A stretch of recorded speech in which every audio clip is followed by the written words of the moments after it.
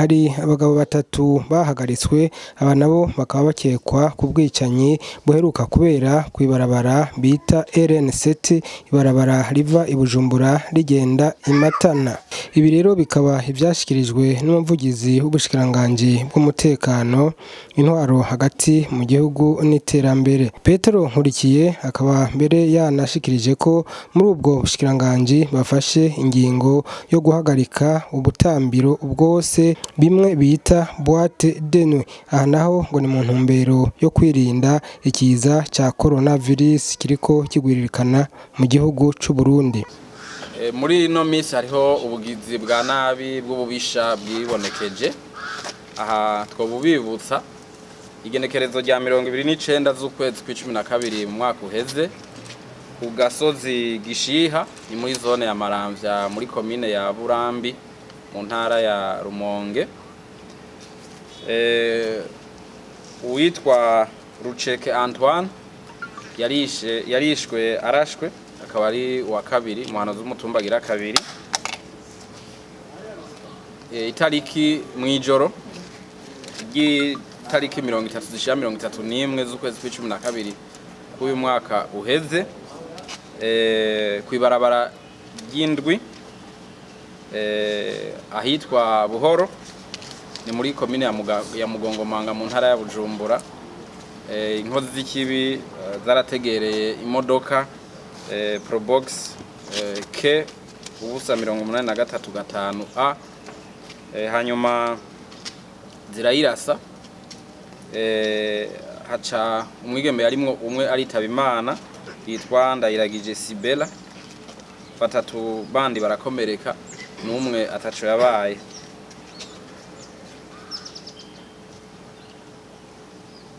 Itariki zitatu z'ukwezi kwa mbere muri uyu mwaka w'ibihumbi 2021 nk'igihe c'isaha 1:40 y'ijoro ku gasozi Nyakimonyi ni muri zone Vyuya muri komine ya Mugamba mu ntara ya Bururi. Hari inkozi z'ikibi zategereye umuduga Karina E5468A warute yuja imatana, hanyuma zirawurasako. Abantu batatu baca baritaba Imana, bandi batatu nabo barakomereka. Itariki 9 z'ukwezi kwa mbere muri uyu mwaka w'ibihumbi 2021 nk'igihe c'isaha 3:20 ku gasozi Gishiha muri zone ya Maramvya muri komine ya Burambi mu ntara ya Rumonge, uwitwa Gakima Marie Sylvain yarishwe arashwe amasasu abiri. Uwo nawe akaba ari umukenyezi, urongoye umutumba Numbwe muri agatumba Numbwe agacimbiri Numbwe ku mutumba wa Gishiha. Uwo nawe akaba umukenyezi akaba yitavye Imana, bariko baramujana ku ivuriro ryaho.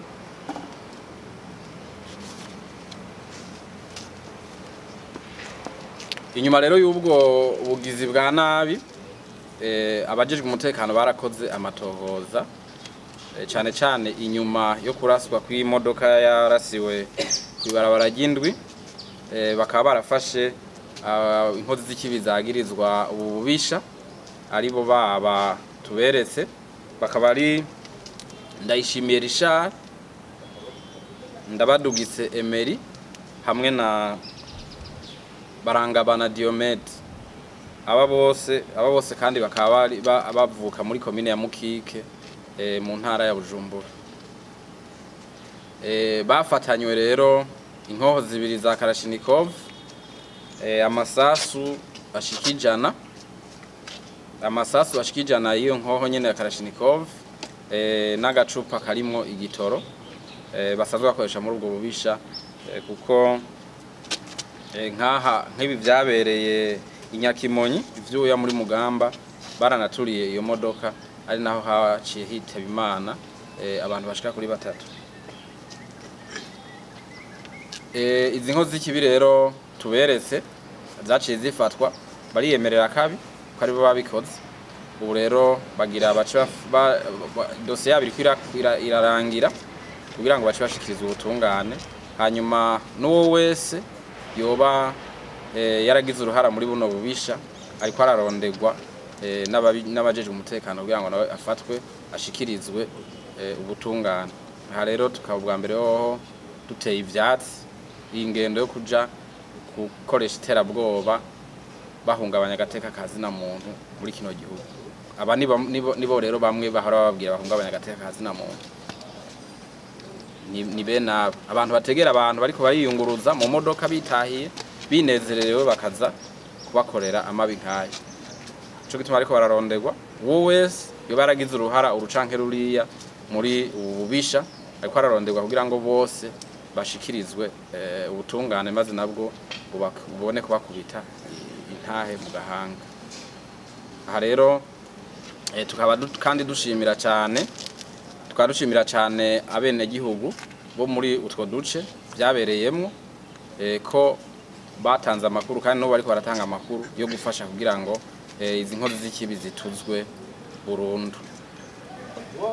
Tukanasaba uwari we wese azokumva ahantu hazoba hari inkozi z'ikibi ko yoca azitanga hakiri kare akazivuga kugira ngo abajije umutekano bazifate zitarashobora guhungabanya amahoro n'umutekano.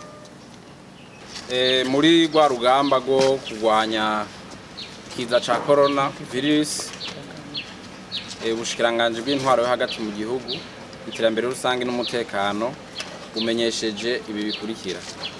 Ubwa mbere, yamazu y'ubutambiro bw'ijoro hamwe na ya miziki ivugirizwa mu mazu ivugirizwa mu bubare birahagaritswe kuva uno munsi igenekerezo rya 11/0 mwaka wa 2021 gushikaho tuzosubira kubabwirira yuko byuguruka. Iyo ngingo rero ikabifashwe kubera kuko zibonekeje yuko muri aba banduye muri no minsi bagwiriranye, byaribonekeje yuko bamwe muri bo banduye biciye muri ziriya nzu, biciye muri biriya bibanza, bituma rero uwo mugera urandagata. Ubugira kabiri, abafise inzu z'uburiro canke z'ubunywero bose basabwe kubahiriza ingingo zo kurwanya ico kiza ca corona, na cane cyane bimwe vyo kutegerana na bimwe vyo gukaraba buri mwanya.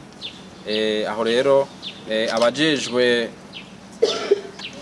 umutekano n'abajejwe intwaro bakaba bategetswe kuraba yuko izi ngingo zibiri zifashwe ziko zirubahirizwa guhera uno munsi nyene. Uzobirengako bace bamufata hanyuma bamushikirize ubutungane bwo nyene bamushira urubanza rw'ikibirira, kuko twaramaze kubabwira yuko runo rugamba atavyo gufyina bikirimo.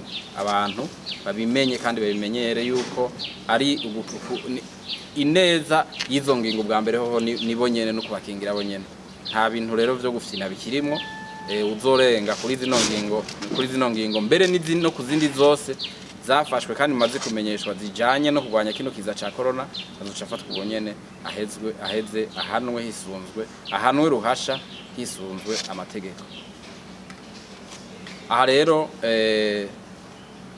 nubwo hariho ibitigiri vyongereye by'abanduye uno mugera, twashaka guhumuriza abene gihugu bagume batekanye, hanyuma birinde kino kiza ca coronavirus mu gukurikiza mu ngiro ingingo ku yindi ingingo zose bashikirijwe n'ababije leta y'u Burundi yabashikirije iciye ku babijejwe ka buhinga aribwo bushikiranganje bw'amagara y'abantu no kurwanya ikiza ca sida. Aha rero kandi twagira duce dusaba abene gihugu bose ko batosubira kuza baraja kubihuha.